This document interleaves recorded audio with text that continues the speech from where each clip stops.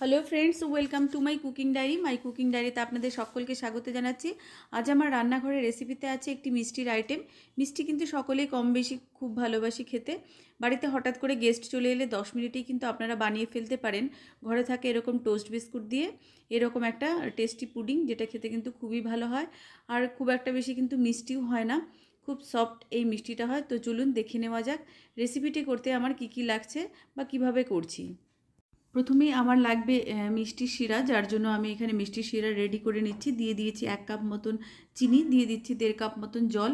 আপনাদের যদি ঘরে কোনো মিষ্টির শিরা থাকে তো সেটা ইউজ করতে পারেন। তো মিষ্টির শিরাটাকে কিন্তু আমি খুব বেশি ঘন করব না, একটু পাতলা মিডিয়াম থাকবে, খুব পাতলাও হবে না। তো শিরাটা কিন্তু আমার রেডি হয়ে গেছে। এবার আমি দিয়ে দিচ্ছি দুধ। এখানে আমি 1.5 লিটার মতন দুধ নিয়েছি, ভালো করে এটাকে ফুটিয়ে নিচ্ছি। দুধটা কিন্তু ভালো করে ফুটিয়ে নিতে হবে। কিছুটা দুধ আমি উঠিয়ে রেখেছি, দুধটাকে ঠান্ডা করতে দিয়েছি যেটা উঠিয়ে রেখেছি। তো দুধটাও কিন্তু আমার জাল হয়ে গেছে ভালো করে। এবার যে দুধটা উঠিয়ে রেখেছিলাম ঠান্ডা হয়ে গেছে, ওর মধ্যে আমি 2 বড় টেবিল চামচের মতো দিয়ে দেবো কাস্টার্ড পাউডার। আপনারা চাইলে এখানে কর্নফ্লাওয়ারও ইউজ করতে পারেন। তো সেক্ষেত্রে আপনার মিক্সারটা হোয়াইট কালার হবে। আমি কাস্টার্ড পাউডার দিয়েছি, এটা ইয়েলো কালার হচ্ছে। কাস্টার্ড পাউডার ঘরে না থাকলে আপনারা কর্নফ্লাওয়ারও ইউজ করতে পারেন। অ্যাকচুয়ালি দুধটাকে আমার গাঢ় করতে হবে, যার জন্য আমি এটা ইউজ করছি। তো দুধটাও কিন্তু আমার জাল হয়ে গেছে। এবার আস্তে আস্তে আমি মিক্সারটাকে এর মধ্যে ঢেলে দেব।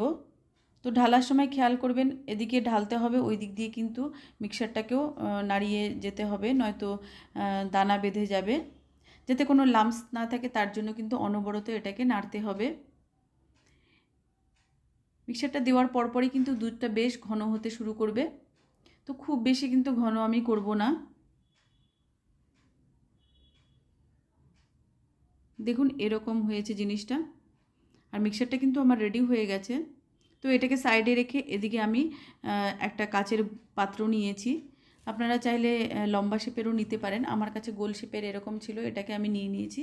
প্রথমে আমি টোস্ট বিস্কুটগুলোকে এইভাবে বসিয়ে দিচ্ছি।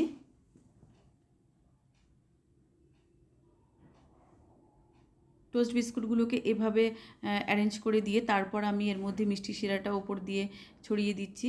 খেয়াল করবেন মিষ্টি শিরা আর যে দুধের মিক্সারটা আছে সেটা কিন্তু হালকা একটু গরম হতে হবে, কারণ বিস্কুটগুলো খুব ক্রাঞ্চি, গরম দিলে তবেই এটা নরম হয়ে যাবে। তো তার উপর দিয়ে কিন্তু আমি এভাবে দুধের মিক্সারটা এভাবে দিয়ে দিচ্ছি। তারপর নেক্সট আমি আরেকটা লেয়ার বিস্কিটের দিয়ে দেব।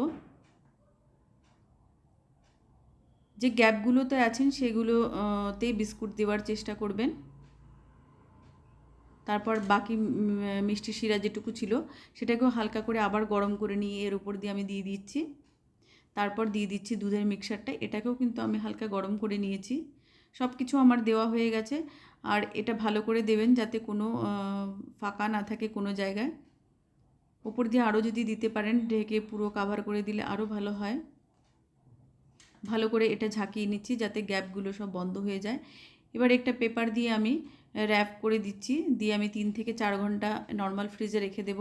আপনারা সারা রাত যদি রাখতে পারেন তবে আরও ভালো হয়।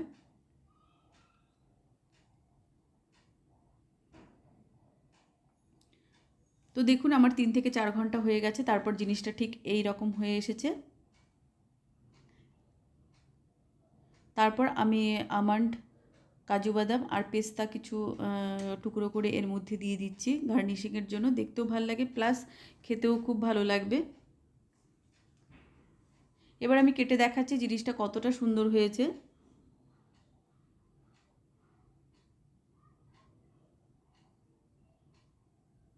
দেখুন এরকম হয়েছে জিনিসটা, ভেতরে কিন্তু একটুকু শক্ত রয়নি, পুরোটাই খুব সুন্দর নরম সফট হয়েছে এবং মিষ্টিটাও অত বেশি নয় বলে খেতেও কিন্তু খুব ভাল লাগে।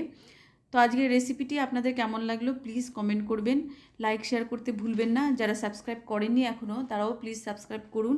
আরও নতুন নতুন রেসিপি দেখার জন্য নোটিফিকেশন বেলটা প্লিজ অন করে রাখবেন। আর যারা সাবস্ক্রাইব করেছেন তাদেরকে অসংখ্য ধন্যবাদ জানাচ্ছি।